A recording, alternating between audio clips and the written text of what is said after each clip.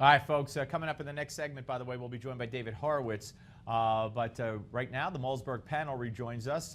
Christopher Hahn is here, and so is Kevin Jackson. I want to talk about a story here out of New Jersey. There's a station called News 12, New Jersey, and this white anchor, or reporter, I should say, was reporting on this horrific story out of Jersey City, where a black man killed a police officer on purpose. He planned it. He had the cops come. He robbed the store. He waited for them in the parking lot, the whole thing. And then the guy's wife, and then he was killed by police. And the guy's wife said he should have taken out more cops with him. And the reporter said that in his report that the underlying cause of an anti-police mentality is young black men growing up without fathers. He was suspended without pay, and apparently he's not coming back. Let me start with you, Kevin.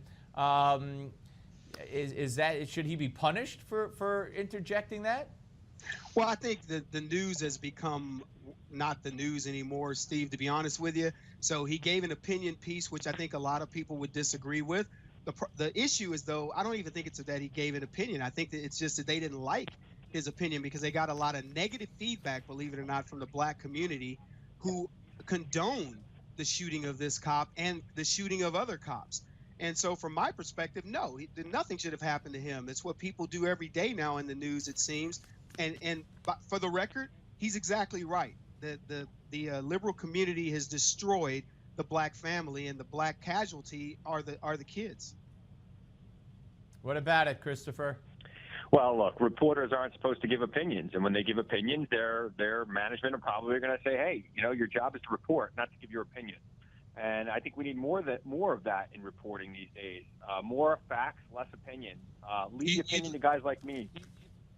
Yeah, you'd lose half the liberal reporters if you did that. The majority of these guys, when they're writing this copy, it's being written slanted. It may not be as overt as he did, where he actually makes, he opines a statement, but it's in there if you listen carefully. It's no longer the news and the way Cronkite used to deliver it. Well, when a reporter gives a statement like the one he gave, you got to ask the next question: where did you get that from? And if there was a fact, if there was a study he was quoting to give that opinion, then he should quote it. But what he was doing was opining based on his own beliefs, which had no basis in facts, and that's probably why he was suspended. All right, guys, one more real quick, and maybe Christopher, you could you have a hotline to Michelle Obama, more so than me or Kevin.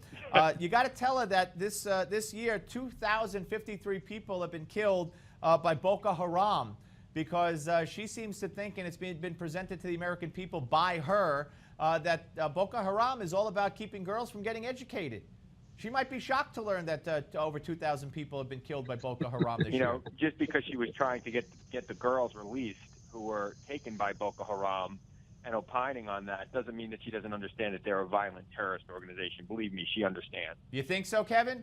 Well, look, there's thinking about it and there's doing something about it. And her husband sits in the most powerful office in the world, and he can't get a Marine out of Mexico. So what makes her think he's going to save 2,000 Boko Haram deaths? It's just not going to happen. All right.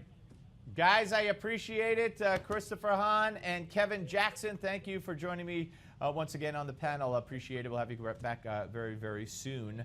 All right, folks. Yeah, 2,053 killed this year, and the year's not over. We'll be back with David Horowitz, as I mentioned, and more of the show. But first, this hour's American Moment takes a look back at the Louisiana Purchase.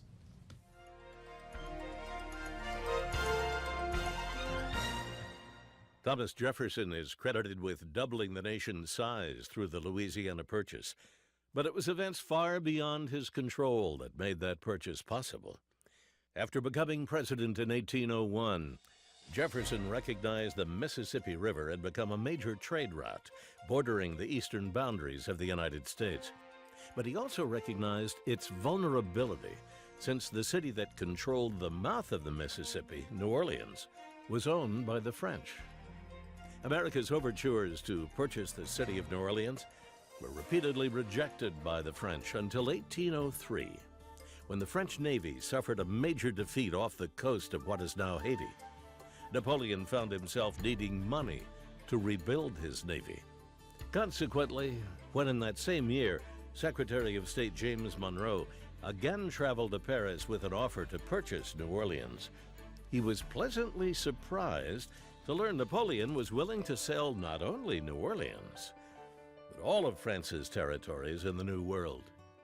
The United States was ready to spend up to $10 million to purchase just the city.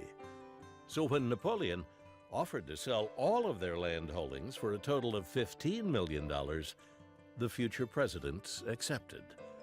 In one action, 828,000 square miles covering the future states of Arkansas, Colorado, Iowa, Kansas, Minnesota, Missouri, Montana, Nebraska, New Mexico, North Dakota, South Dakota, Oklahoma, Texas, and Wyoming became part of America for less than 3 cents per acre.